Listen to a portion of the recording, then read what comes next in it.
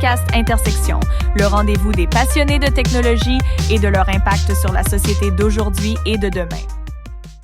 Bonjour Jonathan. Salut! Comment ça va? Ça va très bien, toi?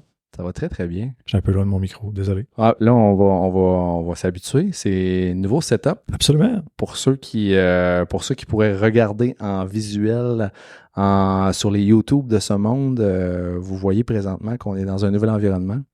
Nouvelle technique aussi complète, là, étant donné qu'on est maintenant rendu à la console. Donc, on remercie au passage de nous prêter l'espace. Console qui est un espace de coworking dans Saint-Roch avec des installations et tout. Donc, on est très content d'avoir la possibilité de maintenant prendre maison ici. Donc, ça implique là, justement qu'on ait du gear nouveau. Donc, tranquillement, pas vite, les choses deviennent sérieuses. On apprivoise le monde du podcast dans son entièreté. Ouais. Autant on se la joue DIY dans notre approche, autant on veut essayer de targeter quelque chose de relativement sérieux dans notre approche. Mais là, c'est un premier pas ici à la console. Merci énormément à eux de nous provider, de nous permettre d'être ici. Puis, cool spot. Au Québec. Oui, puis je pense aussi que ça va nous faciliter la vie là, pour avoir la chance de pouvoir en faire sur une base plus rapprochée. Ouais. Donc, vraiment, je pense que c'est un bon plus pour nous. Exactement. Exact. Là, je m'en venais en char tantôt. En fait, même je disais à mes enfants, papa, il s'en va enregistrer une émission. Oh. Encore, papa, oui. Ouais. Il dit, coudonc, t'en as fait plein déjà. Je dis, le 6e, là. Mais c'est-à-dire, il y a tous tes milliers d'abonnés qui étaient en attente de ton prochain épisode. Exactement. Mais quand même, grosso modo, on est à 6 épisodes live. Si on calcule un peu nos épisodes 0, épisode 2.5, on est un peu funky dans notre approche. Ouais. 6e épisode, right? On a fait un 5, le 5 avec la boule de cristal dernièrement. Puis là, on est au 6. Oui, exactement. Puis, en fait, on avait envie de revenir sur un événement marquant. C'est sûr qu'on était un petit peu plus décalé par rapport à la nouvelle qu'on l'aurait souhaité parce que la vie va vite. Ouais. Mais n'empêche que, c'est intéressant parce que ça nous a peut-être donné un peu de perspective sur ça. Ouais. C'est, dans le fond, l'événement We Robot de Musk, de Tesla. Qui, je pense, probablement a fait pas mal toutes les nouvelles. C'est-à-dire que même si tu n'étais pas dans le monde des nouvelles tech, clairement, tu as vu passer de l'information à ce sujet-là à la télé traditionnelle ou dans les médias traditionnels. Là. Ouais. Donc, clairement, ça l'a fait jaser beaucoup de monde. Là. Ouais. Donc, c'était intéressant de voir ce qui a été présenté. C'était intéressant aussi de voir les discussions que ça a généré après. Puis aussi, puisqu'on parle de Tesla, qu'on parle de Musk, pas longtemps après, on a eu, dans le fond, SpaceX qui a réalisé, dans le fond, un amérissage exceptionnel d'une de ses fusées, ou sur quelque chose aussi qu'on pourra avoir la chance de rejaser un peu. Fait que c'est pas mal ça le menu, je pense, pour aujourd'hui. Ouais. Là, il faut savoir que toutes les compagnies de tech font des espèces de showcase annuels, que ce soit Apple, que ce soit Microsoft, toutes les compagnies vont faire des espèces d'événements à haut déploiement. C'est rendu coutume. Là. Ouais. Je me rappelle des Microsoft de ce monde avec Steve Ballmer là, qui criait devant toute la foule. Il était full content de montrer le nouveau Office 2004. Là, fait que on est rendu là. J'ai pas vu d'ailleurs prochainement là, que Windows 10 c'était comme sur le bord de mourir, là, ou je sais pas trop quoi. Là, ouais, ça se peut. On salue les gens de Microsoft. On les salue au passage. Puis, mais moi, ça m'a-tu pris par surprise? Non, pas tant, là, dans le sens que je m'attendais à ce qu'ils fassent des annonces comme ça, mais j'avais pas sur mon radar exactement ce qui s'enlignait, à part que ils ont parlé du robot Optimus. Ouais. En fait, ce qui est cool aussi, c'est toute la mise en scène, d'abord. Ouais. Ils étaient chez Warner Bros. Donc, ils ont vraiment loué un espace dans les studios de Warner Bros. Ouais. Puis à ce moment-là, ils ont installé une petite ville. Ils ont convié la presse. Puis, dans le fond, à partir de là, ils ont fait des chemins parce que, dans le fond, le premier produit qu'ils ont lancé, je crois que c'était le robot taxi. Ouais. En fait, non, c'est pas vrai. J'ai pas vu l'ordre officiel. J'ai plus regardé tous les rapports après. Faux. Ils ont sorti Optimus, dans le fond, qui sortait comme du hangar. Donc, les robots à la suite de l'autre. Ça a été le premier truc qui est sorti. C'est fucked up, là. Oui, exactement. C'est fucked up le futur, là, les amis. Oui, vraiment. Où là, a priori, c'est correct. Je veux dire, tu vois les robots qui marchent, qui sortent. Ouais.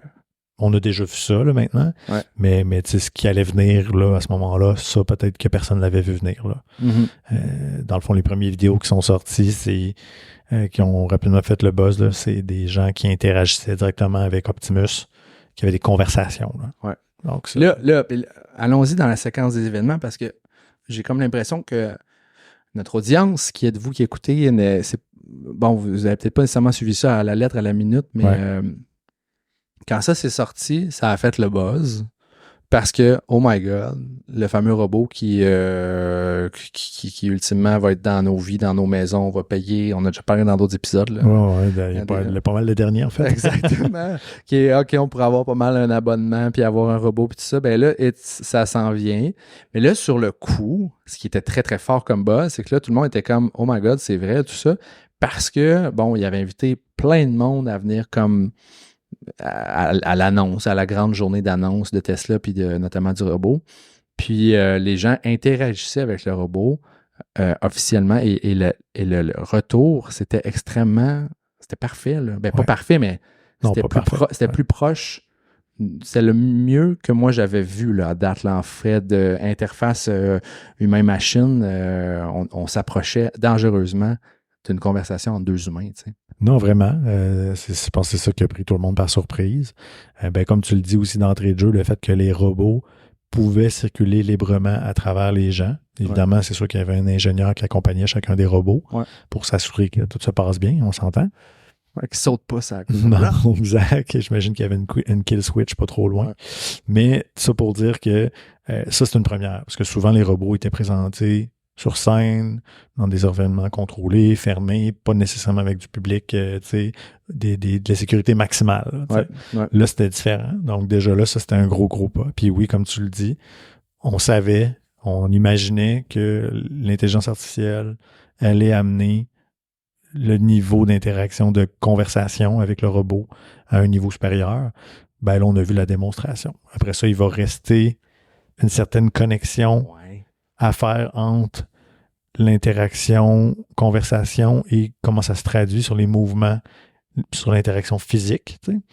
Mais je sais pas, j'étais assez hésitant. Mais on a fait une démonstration.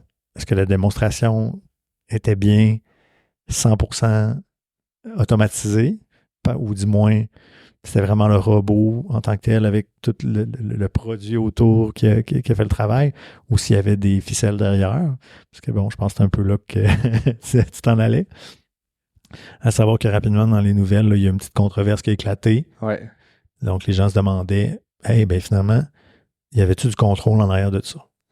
Puis là, moi, en fait, je me rappelle très bien, lorsque j'ai vu ça pour la première fois, j'ai fait « Oh my God, ça ne peut pas être vrai ». J'étais extrêmement sceptique parce que c'était trop fluide à mon goût. Ça ressemblait trop à juste, je me ferme les yeux puis j'entendais carrément un être humain, là, tu sais. Puis, tu sais, là, présentement, là, utiliser un AI, puis ChatGPT, si vous payez de 30$ canadiens par mois, là, vous avez accès à chatter vocalement jaser, là, discuter vocalement avec l'intelligence artificielle. Puis c'est très bien, mais on décèle quand même des bouts que t'es comme, OK, entre ces deux mots-là, tu as eu un petit tic bizarre, puis c'est pas humain, là, ce que je viens d'entendre. Et là, de l'autre côté, avec les robots, les Optimus de Tesla, c'est trop parfait. Puis moi, j'étais pas sûr pantoute, mais au début, j'étais comme, OK, je vais essayer d'y croire, mais une journée ou deux après, là, ça a éclaté, puis il y a comme eu... Bon, en fait, il faudrait que j'aille revérifier les sources, mais il y avait beaucoup de sources qui enlignaient comme quoi, genre, il y a des acteurs qui avaient été... qui jouaient le rôle à distance, là, puis qui avaient carrément une espèce de saut, puis ils pouvaient faire bouger le robot à distance et parler humainement. Ce qui, puis même, moi, j'ai vu des démonstrations où le monde me demandait, tu sais, poser des questions, puis la réponse c'était juste un humain qui pouvait avoir répondu à ça. Là, c'était trop du tac au tac, puis la réponse était trop humaine. Mais c'était important quand même. Je pense qu'il démontre que c'est important de jouer au jeu quand même. démontrer la vision, même si c'est smoke and mirror en dessous, là, même si c'est pas... non, parce que je pense que dans un cas comme ça prend un disclaimer. Là, tu peux pas faire un gros show comme ça, puis après coup, assumer que, OK, ben, en arrière, finalement, c'était des gens qui contrôlaient, C'est un peu... C'est un peu weird. En fait, je me demande, j'aurais aimé ça être dans le meeting avant. Si je voulais pas parler de politique, je dirais c'est un peu Trump, là, comme approche. C'est ça. C'est un peu Trump comme approche. C'est un peu Trump. Mais j'aurais aimé être dans le meeting, là, qu'est-ce qu'ils se sont dit? Genre, OK, ben là, on va tout faire pour, puis on va espérer que personne découvre que. Mais bon. Mais je pense que de toute façon, l'idée puis le flafla, il était fait. Là. Ouais. Je veux dire, oui, le monde a parlé d'Optimus, mais en même temps, après ça, les robots taxis, je pense que c'est ça, sans aucun doute, il y avait quelque chose qui semblait beaucoup plus proche de la réalité. Puis de toute façon, des véhicules auto-assistés, il y en a sur les routes. Là. Mm-hmm. C'est pas nouveau. Là, fait que les autres annonces aussi venaient peut-être un petit peu, diminuer l'impact de ce qui pouvait être comme une manipulation au niveau d'Optimus. Là. Fait que c'est ça, c'est un peu je pense que son gain d'intérêt puis de visibilité était déjà fait. Là. Exactement. C'est sûr que, moi, je suis pas allé revoir l'information, mais j'étais curieux de savoir ça a été quoi la sortie officielle, dans le fond, de Tesla après tout ça. Là. Comment ils ont réagi face à cette espèce de découverte-là, comme quoi c'était peut-être pas nécessairement vrai? Parce qu'à un moment donné, il y a eu différents échos. Il y a Robert Scoble, que tu connais peut-être, qui est un futuriste, là, qui est comme un gars qui est quand même relativement connu, d'ailleurs, qui est déjà venu au Web à Québec. Ouais. Super intéressant. Puis un gars quand même. Puis lui, rapidement, là-bas, il avait posé la question à des ingénieurs en disant est-ce que c'est contrôlé ou pas? Puis on lui avait dit non. Okay. Donc là, c'était comme les sources sur est-ce que oui, effectivement, c'est contrôlé ou non, tout ça. Donc, tu sais, il y avait beaucoup d'informations contradictoires. Fait qu'à la toute fin, je sais pas trop qu'est-ce qui en est ressorti comme étant la finalité. Puis peut-être que ça aussi, ça fait partie un peu de la stratégie. Là. Ouais. Ah ouais, les gens on va dire que, puis hop, ça vient soudainement créer un flou. C'était-tu vrai, c'était-tu pas vrai? Peu importe ce qu'on a vu potentiellement, c'était quelque chose de quand même exceptionnel. C'était hot, là, c'est ça. Ouais, je pense que c'est ça qui ressort à la fin. Puis bon, ça a laissé empreinte, puis à suivre si ça va se matérialiser. Je pense qu'en regardant un peu les reviews, les gens étaient comme un peu sceptiques, mais tu sais, c'est ça. C'est correct de montrer le rêve, de le démontrer, mais après ça, est-ce que tu vas walk the talk là, après ça? Puis c'est ce que j'ai aimé aussi, c'est que dans les jours qui ont suivi aussi, ça a amené l'éclairage, dans le fond, sur d'autres projets. Ouais. On entendait peut-être un peu moins parler. Je sais qu'il y a NVIDIA aussi qui est sur un gros projet de robotique qu'on entendait parler moins, mais qui là, a connu un petit peu plus de visibilité. Ouais. Puis semble qu'ils ont des avancées super intéressantes aussi de leur côté. Ouais. Donc, tu vois que quelque part, je pense que là, le fait que tout le monde montre un peu où il est rendu, ben ça accélère la cadence un peu de tout le monde. Là. Exact. Tout le monde est dans la course là, officiellement. Puis après les robots, bien évidemment, c'était un peu la démonstration avec le robot taxi. Ouais. Donc, évidemment, belle Tesla, sans volant, sans pédale. Shiny, très belle. Avec un écran central, avec 2 boutons, un check bar pour fermer les portes, puis un écran pour dire où tu t'en vas. Ouais. Quand même assez, en termes d'image du futur, de ce qu'on a pu voir dans la science-fiction, ou ce qu'on a pu voir dans des idées qu'on pouvait s'imaginer d'un véhicule automatisé, là, on est pas mal dans exactement ce qu'on a pu voir. Là. Il concrétise le rêve, là, parce que là, de ce que j'ai vu, c'est... Puis c'est drôle parce que je t'ai envoyé une vidéo ce matin puis tu l'as resharé. C'est merci à Bruno Guglielminetti qui avait partagé ça, qui était une espèce de vidéo en 1990, où est-ce que c'était un showcase de Microsoft, c'est ça, où est-ce qu'il démontrait un peu une maison du futur. Fait que là, on est en 1990. Là, c'est hallucinant, là, cette vidéo-là. Vous cherchez ça. Puis c'est fou. Là. À la limite, on va la publier là, on la mettra sur les réseaux d'intersection. Ouais. Mais c'est fou, là, les prédictions. Tu te mets dans la peau de quelqu'un dans les années 90 qui voit ça. Tu sais, il fait comme, ben voyons. Tu sais. C'est à croire qu'on va faire ça. Tu sais. Être capable d'envoyer un message à son enfant qui est à l'école. Ben oui, les cellulaires maintenant. Il y avait tous les trucs en lien avec les listes d'épicerie. Là, il manque de. Ben là, ça, je ne l'ai pas encore vu. Je pense qu'il essaie tout le temps de le faire, là, mais que ton frigidaire soit intelligent, ton réfrégérateur soit intelligent. Mais là, je pense que ça s'en vient plus que jamais. J'imagine. Dans le sens où je pense que là, on a vraiment la technologie qui va faire que là, on peut reconnaître les objets mieux. Avant, c'était comme. C'était un peu ish. C'était sketchy un peu. Mais je pense que ça va devenir peut-être quelque chose qui va être intégré dans le futur. Là. Ouais.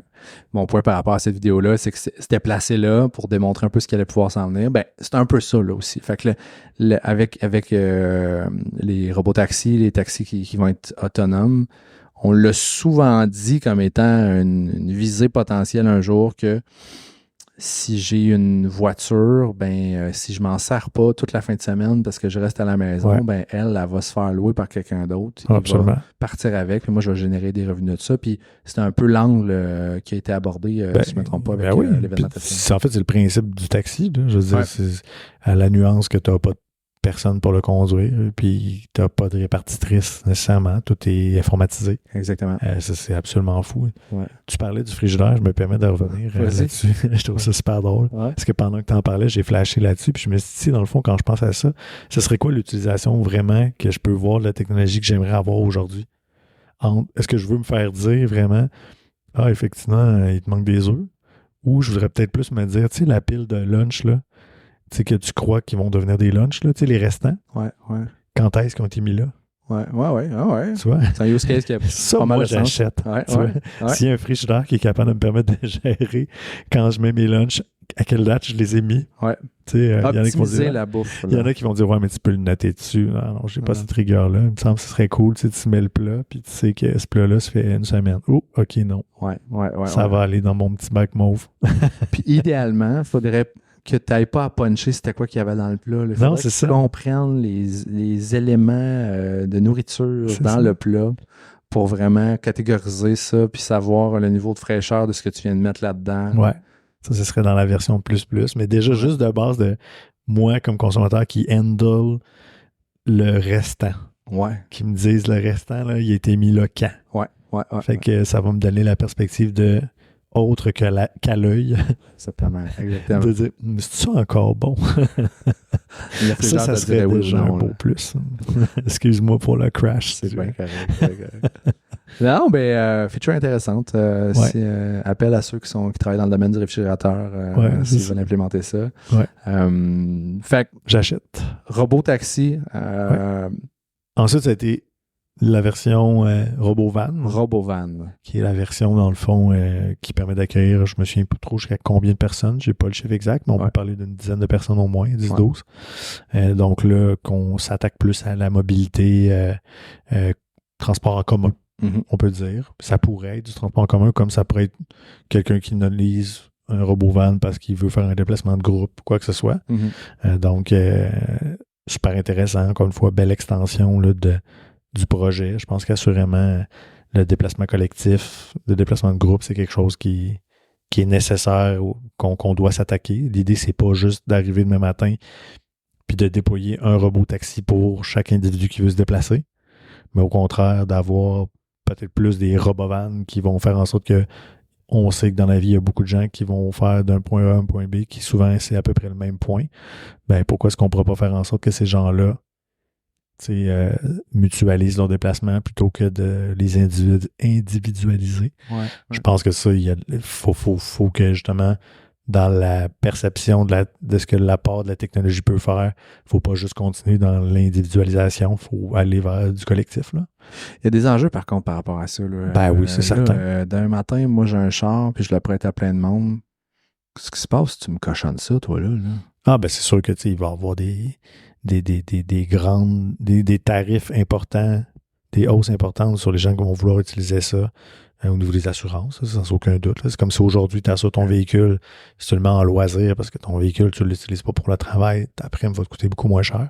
Fait que je pense que ça va être un peu le même principe. Là, au même titre que probablement les permis ou les assurances d'un taxi aujourd'hui sont beaucoup plus élevés parce que justement, il y a des risques.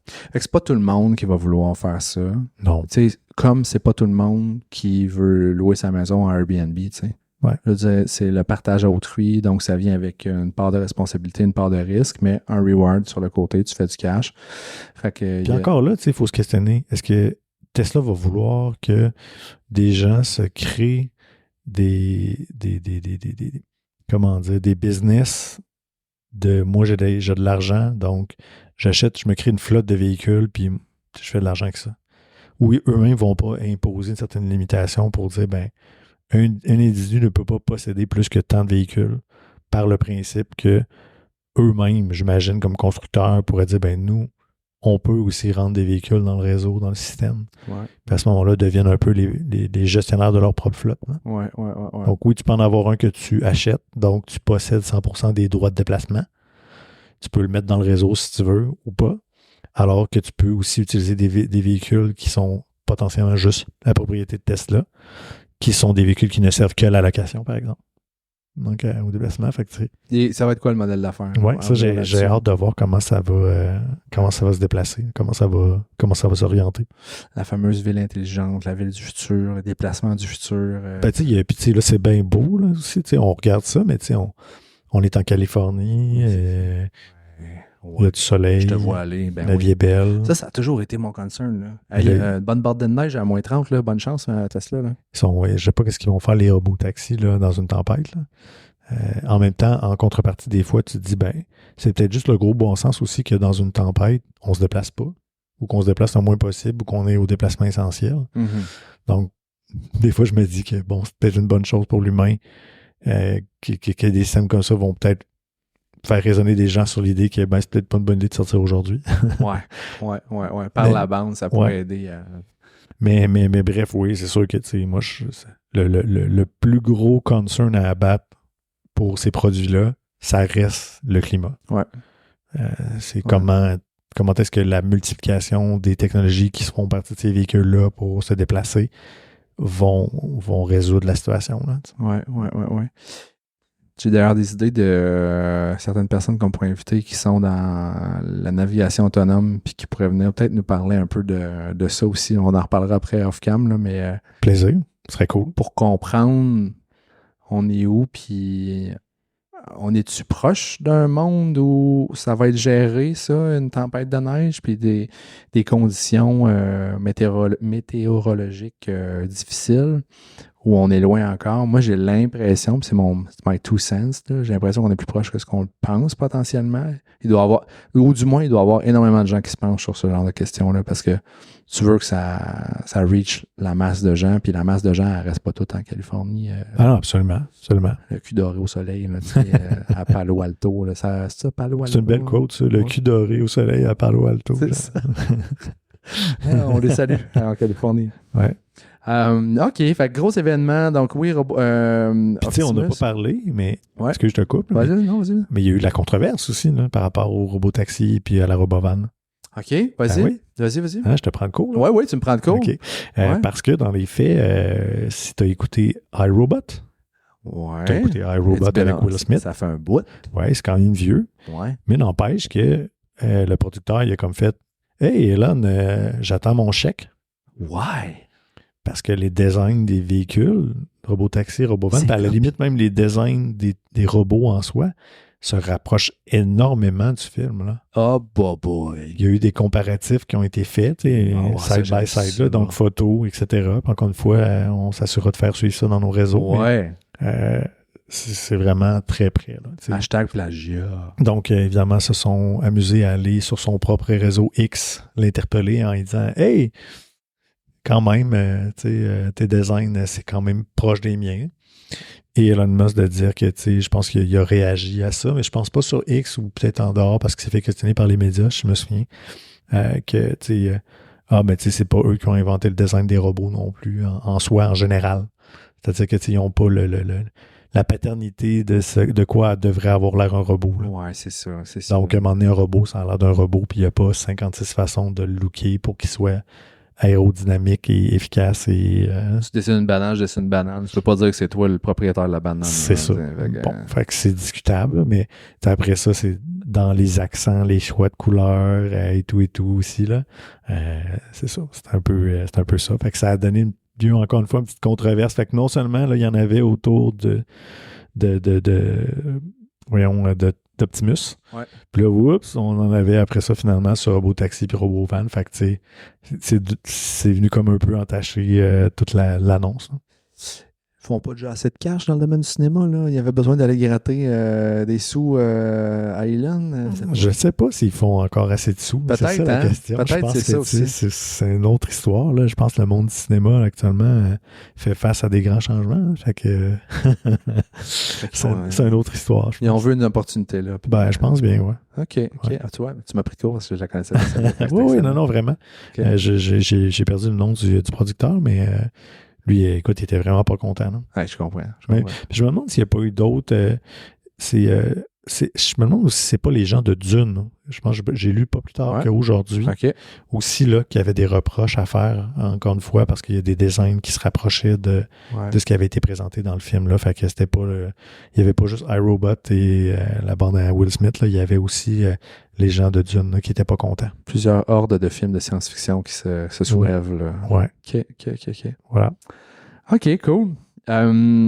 Fait gros événement. Puis, pour We Robot, ça ressemblait un peu à ça. Ouais, c'était pas mal ça. Tu sais, moi, je regardais... je me suis préparé à cette chronique. Je vous dirai pas comment, mais je me suis préparé avec mon chum ChatGPT. Vous allez commencer à me connaître. Puis j'ai regardé un peu, tu sais, ce qui en est ressorti de gens qui font des reviews après, tu sais, qu'est-ce qui s'est dit là-dessus. Je prends notamment Marcus Brownlee, qui est comme un rédacteur, un chroniqueur techno là, avec des millions et des millions d'abonnés, très cool, qui a exprimé des doutes sur les délais de production et les promesses technologiques de Tesla, notamment concernant l'autonomie complète et le prix. Fait que, tu sais, puis c'est pas mal tout ça, tu sais, Top Gear qui fait dans la voiture, beaucoup a noté l'impact visuel du cybercab, tout en restant sceptique sur la faisabilité à court terme. Une autre blog qui s'appelle Now You Know a montré un enthousiasme général, mais reste incertain quant à la capacité de Tesla à tenir ses promesses d'ici 2026. Fait que concept innovant, oui, mais interrogation persistante sur est-ce qu'il va livrer le truc. Fait que c'est à suivre par rapport à ça. Fait que c'est sûr qu'on va pouvoir vous en reparler. Là. Ouais, puis tu sais, historiquement, il y a eu bien des annonces à un moment donné où Musk avait dit la Tesla va coûter tant. Ouais. Ou on pense même au Cybertruck. Ouais. Il y a des promesses de prix, puis clairement, finalement, on s'est retrouvé dans d'autres horizons complètement. Exact. Il n'a pas été nécessairement capable de réaliser. Fait que il faut prendre ça pour ce que c'est-à-dire une estimation. Exactement. Autant pour la livraison que le prix, là, je pense. Là. Donc, on parlait quand même, je pense pour le robot, là, on parlait de 30 à 40 000. Mm-hmm. Donc, c'est quand même un montant US. Donc, on parle d'un très gros montant. Là. Ouais. Donc, le prix c'est littéralement le prix d'un véhicule. Là. Donc, pour avoir ça dans ta maison. Ouais. Et lalilalo. Le jour où je sais pas si je vais avoir le jour où je vais laisser rentrer ça dans ma maison. Ben, autant que c'est excitant, autant que ça fait peur en même temps. En tout cas. Je suis pas encore rendu à la Roomba. Donc, ouais, c'est ça. J'y regarde, ils viennent pas cher sur Amazon. Moi aussi, j'ai check, ça me tente. Ouais, c'est ça. On fera un épisode de Roomba avec review à l'appui éventuellement. Ce qui m'amène à slider vers... c'était pas fini pour ces annonces. Non. Puis avec tout ce qui était chez SpaceX cette semaine, on a vu le retour... Donc, d'une des fusées de combustion, là, j'ai pas tous les termes exacts, mais bon, ils sont en train de builder, c'est Starship, si je me souviens bien. Starship, exact. Ils sont en train de construire les plus grosses fusées jamais construites sur la planète. Puis, l'ingéniosité de ça, pour la petite histoire, c'est que, si vous ne l'avez pas vu passer, c'est qu'envoyer une fusée dans l'espace, ça coûte énormément cher. Puis, tu jettes au vidange beaucoup des matériaux que tu as utilisés, tu ne les réutilises pas. Ouais. Donc, imaginons que chaque avion, j'ai entendu ça cette semaine, imaginons que chaque voyage que vous faites, vous allez dans un avion que l'on jette après que vous soyez atterri. C'est un peu genre de magnitude là de coût, ça n'a aucun Christi de sens. Et lui, sa promesse, c'est de dire, ben là, ce qu'on va faire, on va travailler à ce que la zone de combustion qui est en dessous du rocket où les gens sont, là, ben lui, cette zone-là, cette espèce de fusée, ce tube-là de combustion va revenir sur Terre et on va le réutiliser et le réutiliser. Ça va être du refurbishing. On va refurbisher comme chez Best Buy et on va réutiliser. C'est quand même majeur. Là, on ne parle pas d'un mince détail. Là, parce que ce retour-là, ben, c'est ce que ça rouvre à la porte. C'est la porte que ça ouvre. En fait, c'est la possibilité de prendre des humains, de les envoyer plus loin, explorer clairement Mars, parce que c'est l'objectif d'Elon Musk. Ouais. Puis d'être capable de les ramener puis de les atterrir sur Terre. Là, je veux dire, il n'y a pas de secret, c'est ça l'objectif. Mm-hmm. Donc là, je pense qu'il progresse tranquillement vers ça. Ouais. Fait que je pense que dans un horizon relativement rapproché, on peut s'imaginer là, qu'il va y avoir des tests qui vont se faire habiter avec des humains qui vont partir en exploration spatiale avec comme objectif d'atteindre un point puis de revenir. Ouais. Donc, je suis pas convaincu qu'on va assister à ça probablement là, dans un horizon peut-être sur 5 ans. Peut-être sur 10 ans, peut-être moins, je sais pas, là, mais chose certaine, je trouve que ça va excessivement vite de ce côté-là. Là. Ouais. Je pense que j'avais vu à un moment donné, il y a des gens qui faisaient des comparatifs sur en combien d'années, justement, SpaceX avait réussi certaines innovations au niveau développement spatial, des fusées et tout, par rapport à tout l'argent qui avait été investi, puis le temps qui avait été investi avec la NASA. Mm-hmm. Je veux dire, ça faisait paraître la NASA comme quelque chose de... Un écolier du primaire versus un post-doctorant. Exactement. Là. Fait que d'où le fait que maintenant, aujourd'hui, justement, la NASA est un très bon client de SpaceX parce que ils vont faire des choses pour la NASA, ils vont les aider, etc. Donc, c'est vraiment super intéressant. Là. Ouais, c'est fou. Ouais. Puis cette semaine, moi, j'ai assisté par chance à une conférence de Chris Hadfield qui, lors d'un événement... Captain Hadfield. Ouais, Captain Hadfield. Puis il a parlé de plein d'affaires, il a parlé de sa carrière, puis c'était beaucoup sous le thème de la nécessité d'avoir des rêves, puis lui, son parcours, puis tout ça.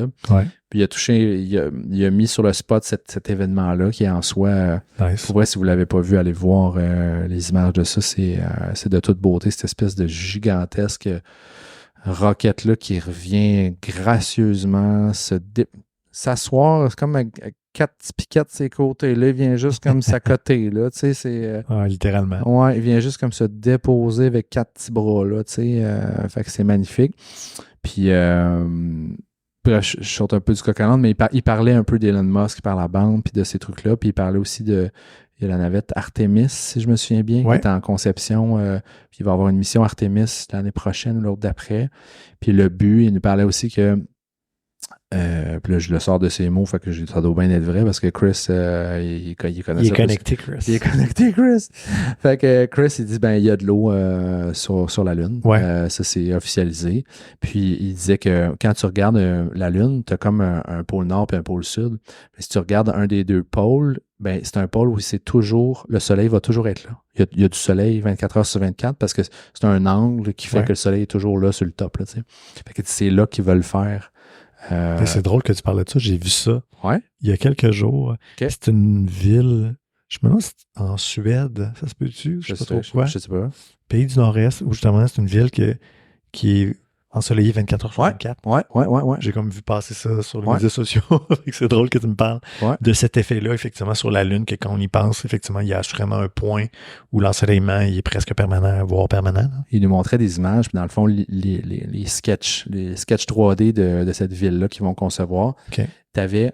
Mais en même temps, c'est vraiment intéressant d'aller s'installer sur la Lune. Mais attends, en tout cas, moi, ce que je pense que c'est que c'est un point de bascule pour aller plus loin. Ouais. Fait que tu envoies du monde là, conçoivent une micro-civilisation qui est très scientifique, qui est très basée pour... C'est un tremplin pour aller plus loin, plus facilement. Effectivement. Fait que si tu es capable potentiellement d'avoir ce qu'il faut pour recharger des véhicules, des navettes, puis de repartir d'un point de départ pour aller à un autre. Genre. Fait que ça pourrait, effectivement, j'imagine. C'est dans cette optique-là, j'y vois. Mais sinon, tu sais, en termes d'idée d'habiter la Lune, je veux dire. On voit-tu une. Moi, je veux dire, rendu là, tu sais, ça, puis vivre d'une cloche en verre. Ouais, mais son point à lui qu'il a dit, c'était vraiment intéressant. Il dit, c'est que selon les courbes de croissance de l'être humain sur la planète, on va piquer ça à peu près à 10,3 milliards. Je me souviens de 10 milliards, point quelques. D'ici une couple d'années, là, je ne sais pas combien d'années, on va piquer ça à 10 quelques milliards, puis ça va être break-even, les morts, les naissances, là, puis on va être dans cette zone-là, tu sais. Pendant combien de temps, je ne sais pas. Mais sa question à lui, c'était, est-ce que la Terre est faite pour subvenir à nos besoins dans l'état actuel avec 10 milliards de personnes.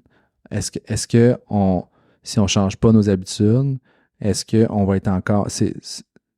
on va-tu... On cherche une expression, on se pile sur ses pieds, mais on se fait-tu mal? Ça va-tu juste aller dans le déclin si on est 10 milliards puis on utilise la planète comme ça va juste pas bien aller. Fait qu'il va falloir qu'on se trouve d'autres places parce qu'on va être en train de tout détruire anyway, t'sais. Fait que là, ça rouvre un autre podcast de 12 heures, là, on va se le dire. Là, mais, avec David Suzuki comme invité pour nous parler un peu de ça. Mais, non, je fais bien des blagues, mais oui, c'est important, mais tu sais, naturellement, c'est sûr que tu dis, bon, mais tu sais, on en a une planète, oui, c'est sûr que la population grandit, il y a de la technologie là-dedans, d'usage, tu sais, faut réutiliser davantage. Puis est-ce que la solution, c'est juste de dire, ben non, tu sais, finalement, on va piquer sur l'intelligence qu'on peut avoir collectivement, sur comment est-ce qu'on doit mieux se gérer en tant qu'humain versus les ressources que la Terre nous donne. Mm-hmm. On va aller en cochonner une autre, là. Ouais. Pas sûr, tu sais. Ouais. En tout cas, chose certaine, je pense pas que nous, on va être là. Non. À moins que tu me dises qu'il est prévu ça pour les 5 prochaines années, qu'on va piquer le 10 puis qu'on va commencer à vivre ça. Je pense pas tout de suite. Quoi qu'il en soit, de toute façon, ça va tellement vite de ce côté-là que c'est assez difficile de savoir et tout. Mais oui, tu sais, moi, tu sais, même en tech, justement, là, tu sais, c'est quand même quelque chose qu'il faut commencer à considérer, là. Tu sais, puis les grands et les géants, tu sais, de ce monde, les Google, justement, ont présenté il y a pas longtemps un projet sur lequel ils travaillent avec une start-up pour réduire le coût de réduction de leurs émissions de carbone. Fait qu'eux, ils savent. Pour une start-up qui aide Google à réduire leurs émissions. Ils ont financé, puis l'objectif de la start-up, c'est de faire en sorte que d'éliminer 1 tonne de carbone, ça coûte $100. OK. Fait que dans le fond, eux, ce qu'ils veulent, c'est être capable de dire, bon, mais nous, on génère. Fait qu'avec une technologie que ça nous coûterait seulement $100 à éliminer le carbone, ben techniquement, là, on aurait un pas significatif dans la réduction des GES. Là. C'est bon, ça. Eux, dans leur propre empreinte. Fait que, je pense que la techno... Il y a de l'innovation qui va arriver dans ce domaine-là. Oui, c'est sûr que moi, je crois qu'il y a beaucoup de la techno qui va venir influencer la survie de ce qui se passe avec les problèmes de CO2 et tout. Là. T'avais-tu vu le documentaire de Bill Gates sur Netflix où ils suivent dans sa quête à l'eau potable de la manière la plus simple? Il a comme lancé une espèce de concours pour ingénierer la machine la plus dump-proof, facile à installer n'importe où. Là. Ça me fait penser à ça, ce que tu dis, là, d'innover là-dedans pour rendre ça aussi accessible qu'un journal au dépanneur. Oui, non, mais c'est ça. Fait que je pense que c'est un mélange de tout ça. C'est un mélange de changement de comportement, autant que de comportement individuel que de comportement corporatif et société. Ouais. De dire, il faut qu'on réutilise plus aussi, etc. Puis de comment la technologie va nous aider à résoudre certains défis auxquels on fait face. C'est ça. Je pense qu'il y a de quoi de super intéressant là-dedans. Vraiment. Cool. Fait que, grosse semaine pour notre chum Musk. Vraiment. Chum, là, je veux dire. Pas tant, là, mais je veux dire, Capitaine Musk ne cesse de dévoiler beaucoup de choses, en tout cas. Puis, tu sais, même à ça aussi, ce qui est intéressant, c'est que, tu sais, Musk a quand même été relativement écorché depuis sa prise de position, tu sais, du côté de la campagne de Trump et tout. Fait que, tu sais, je pense que d'un point de vue relations publiques, il y avait aussi un certain avantage à amener des bonnes nouvelles qui allaient faire plaisir aux gens puis qui allaient les amener à autre chose que Trump dans les médias. C'est Elon Musk supporte Trump. Fait que je pense que lui aussi, stratégiquement, quelque part, avait intérêt probablement aussi à faire parler de ses projets. Parce qu'on le veuille ou non, je veux dire, ça risque que ses projets sont incroyables. Qu'on aime après ou pas, sa vision politique, c'est une chose. Il y a des gens pour qui ça fait peur. De dire un homme avec autant de pouvoir, avec des technologies, avec de l'argent, quel impact il peut avoir. Puis de se dire, OK, attends une minute, là, lui, il est prêt à soutenir une espèce de le most white guy ever. C'est ça. Fait que c'est quand même c'est quand même impressionnant de voir que malgré ça, les gens sont prêts quand même à se dire impressionnés puis à se laisser impressionner par le reste, là. Ouais, parce que ça reste que bon, c'est un être clairement que lui il est diagnostiqué de quelque chose. Ah oui, absolument. Ça doit être même déjà établi à quelque part. Là, ouais. C'est pas normal ce qui se passe là chez cet être humain-là. Ben, il est lui, à la base, on le sait qu'il est dans une classe à part. Là, ouais, c'est ça. Clairement. Mais après ça, bon, c'est sûr, il a le droit de faire ses choix et tout. Mais c'est juste surprenant. Puis il y a genre 12, il y a eu 12 enfants, me semble. Oui, il est quand même assez prolifique côté familial. Là. Fait que là, famille, business, let's go politique. C'est un peu weird, là, c'est cette manie-là d'essayer de nommer ses enfants avec des noms complètement fucked up. Baby, ZZ, etc. Ouais, c'est ça, c'est comme, fait que, c'est comme des signaux un peu à quelque part. Ouais. Mais bon, j'imagine que, il y a un peu de folie nécessaire derrière l'innovation comme lui la voit, là. De se dire, ben, j'ai les moyens puis j'ai réussi à créer quelque chose. Maintenant, avec mes moyens, je vais essayer de révolutionner des industries. Fait qu'il y a autant du bon dans ce qui se passe avec lui qu'il y a de la folie, qu'il y a des affaires qui font pas de sens aussi. Fait que là, après ça, c'est là que c'est dur de se dire, est-ce que tu te fais tromper puis qu'on est dans la folie quand tu regardes Optimus, Robotaxi puis le Van? Mais en même temps, il a livré Tesla, il a livré SpaceX.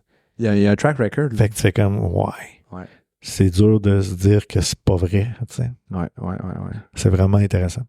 C'est clairement pas le dernier épisode où on va name drop Musk et ses prouesses techniques de ses business. Là, Je pourrais assurément parier qu'on va parler bientôt de Grok. Ouais. Aussi, qui est un produit l'AI d'Elon Musk, en fait. De X, là. Puis, exact. Qui est un peu under the radar au niveau médiatique, là. Toute la lumière est sur ChatGPT présentement. Qui est full open source, Grok. Hein, ça se peut très bien. C'est un peu la prémisse, parce que Musk était pas très content d'OpenAI, parce qu'il disait que c'était trop un environnement fermé, puis blablabla. Donc, lui, il dit, moi, je vais aller à l'inverse, je vais aller full open. Ouais. Puis d'ailleurs, puis là, je dévie un peu, mais j'avais lu aussi que il a commandé, genre, je sais pas moi, 105 000 cartes NVIDIA pour faire développer une bâtisse qui va tout faire. Il veut comme être autonome dans l'AI qui met déjà dans les Tesla, là. Fait qu'il s'est comme fait son espèce de data center, pas data, mais data processing center, là. Ouais. Fait qu'il s'est commandé une commande que tu pourras pas faire ça chez Best Buy, le capitaine, là. Je veux dire, faut que puis j'ai lu là-dessus aussi que la mise en place de toute cette infrastructure-là, normalement, les gens ont dit, il y en a pour au moins, genre, 10 mois à mettre ça en place.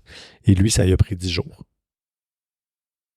Ça, je pense que c'est des gens chez NVIDIA, d'ailleurs, qui avaient sorti là-dessus, je pense. Puis, je pense que c'est le CEO d'NVIDIA, puis il dit que c'est pas le fait qu'il veuille faire ça qui m'impressionne, c'est le fait qu'il ait réalisé ça en 10 jours. Il dit ça, j'aurais jamais pu croire qu'il aurait été en mesure de faire ça. Il dit, nous, on n'aurait même pas été capable. On voulait même pas s'approcher de penser à ça. Moi, je sais pas si je travaillerais pour cet homme-là.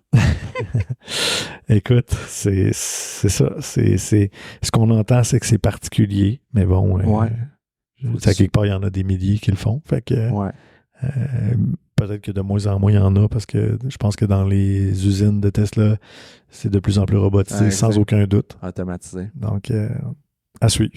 OK, parfait. Bon, ben, j'espère que ça a permis à nos auditeurs de savoir un petit peu plus ce qui se passe dans ce monde-là. Au-delà de Tesla, il y a beaucoup de compagnies autour de ça, autour d'Elon Musk. Fait que c'est un survol d'actualité important. Oui, vraiment. Jugé important. Puis on va essayer de le faire dans le futur. Là, quand on va voir des moments importants comme ça, là, où dans l'actualité, on va essayer de revenir rapidement. Peut-être encore plus que ce qu'on le fait aujourd'hui pour vous donner notre point de vue et amener un peu de perspective là-dedans. Puis encore une fois, on vous invite. Vous avez de la perspective, de l'opinion, des idées par rapport à ça. Encore une fois, on a notre fameux mailbag. N'hésitez pas soit à nous écrire ou à commenter sur les médias sociaux par rapport à ces sujets-là. Ça va nous faire plaisir de les lire puis d'essayer de faire un petit retour là-dessus entre les épisodes. Ouais, s'il y a une perspective qui manque ou une question que vous auriez, let's go. Vos valeureux hôtes, Jonathan et Simon, seront là pour tenter d'y répondre. Yeah. Yes. Bon, ben, bonne semaine. Yes, toi aussi. Salut, Joe. Ciao.